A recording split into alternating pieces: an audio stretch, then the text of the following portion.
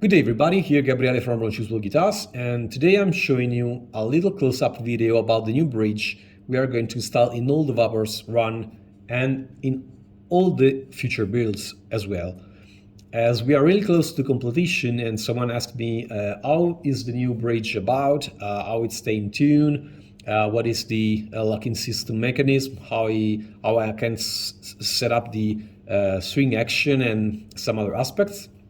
I want to make this video also with a comparison saddle I have here in my workshop, and to show you and to see some evidence and some strong points versus other high-end saddles. So here I have a T4M bridge. If you guys have other high-end headless guitars, I'm sure you know this kind of saddle. It's a very high-end, it's very expensive, and I just want to say before I start to do the comparison that I love their work. I don't want to say bad words against their. I just want to take these saddles as a comparison with this other one, because this is the only saddle I have at the moment in my workshop.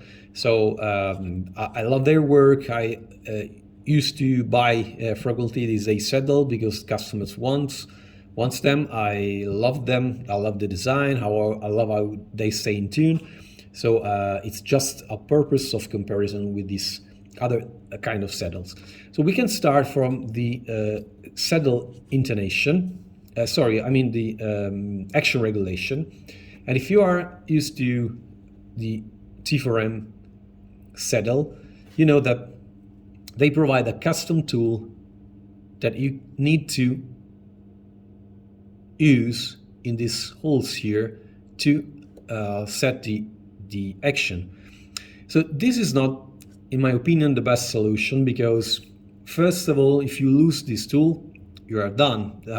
This is very, it may be complicated to adjust the saddle if you lose the custom tool. And it's not the best solution because you need to put the screw, the custom tools inside the holes and have just some little turns. Also, you don't have a full control of the height of the saddle, because as you can see, this saddle is only capable of half turn, so don't have quarter turns, don't have some other little adjustment that may be useful for to find the right action for you. So it's not the best solution in my opinion. This still works, of course, but if you come with this new saddle, you can see that the mechanism is very easy, because it's just about, let me try to light a bit more. It's just about any other bridges. So you just put the Allen key here and you raise the action. Of course, you can lock the saddle when you found the right action for you, and you lock this other grab screw. Also, in terms of contact point of the saddle, you know that T4M have this kind of V slot, and this can be a bit tricky, because if you are going to use some other higher gauge strings, you can see that the strings will ever be in contact with the saddle 100%, because if you put the string here, you will always have a space under the strings. Now, this is not proper strings, but you get the idea. So as the V is going to be more pronunciated in the lower part, this is not going to work because you don't have the full contact here. While, of course, with this kind of old saddles, you have, of course, the full contact. Another comparison is about the locking mechanism of the strings. I hate the T4M locking mechanism, because what you need to do, when I first received these saddles the first time, I completely ignored the custom tools to regulate the action, because I didn't know what was about. And when I installed the strings, I lost like an hour to understand how this can be properly installed. And to do this, you need to unscrew all the screw underneath, on the back. You need to remove the grub screw on top here. And as you are very close to the saddle here, and you need to have this locking system to be as close as possible to the saddle, you will not have enough space to bend the strings to go under the grub screw here. So you need to find a sweet spot in order to have the strings going inside. But if you go to back, you will not have the enough space to correctly tune the string.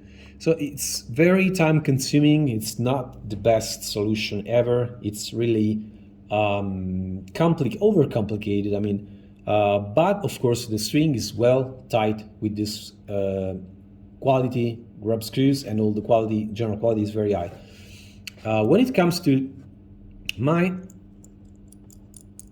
saddle, all you have to do is to take a ball of a string, just put in place here, and you are done. So very easy to do and very fast. Of course, also if you are on stage and you lose a string, you will need at least, 10 minutes to have a new string replaced. So this is very fast and accurate, because the ball is locked on the string. And another little comparison between the two is the locking mechanism here. As you can see, T4M have this kind of washers. They used to change the design several times. They used a Teflon, then they swapped this kind of threaded insert here with some slots to help the intonation. It can be hard sometimes when you have some high tension with higher gauge strings. This work, this is smooth, but you still don't have that accessible ability to proper set up a guitars in an easy way, like it should be. While this system, as you can see, provides springs under the alloy here, and these springs just counterbalance the string tension. So this mechanism, it will be always very smooth to adjust. As you can see here, we also have a Teflon washer to help the friction, and it's a very good system. Another very key factor is that T4M and other kind of saddles like Mera or other cool manufacturer is that they have a single little metal place where you screw the saddle in place. From a builder point of view, this is a mess, because there are issues with the alignment. If the holes are not precisely made by the CNC, the beats can bend a little. You have the holes a little off, so it's very difficult to do it properly. I experienced myself. And also, you rely your string tuning and tightness in one single little base for these saddles. While these kind of saddles, I'll show you here, this guitar I'm finishing, you have a full metal plate that stays well tight in the wood. And you can see here that there are also a notch to have this correctly in place. to avoid misalignment, and of course 2 threaded holes here to stick this in place. Sorry, it's not really visible, but you get the idea. So this is firmly in place, and of course this metal here add weight and add sustain, you know what I mean. So against this kind of saddles with a little metal part, I don't know, I think I want to a solid base like Strandbergs do with their bridges. So it's better for me and for my little experience. So the last comparison I want to do is the weight comparison. And this is the T4M. It's 26.775. And this is my saddle. And it's 26.3. So they are pretty similar in weight and in mass. And these also have that kind of base here. So that's all. I made this video a bit longer, but I wanted to explain how this kind of saddle work, and I can guarantee they will do their job pretty good. So thank you and bye.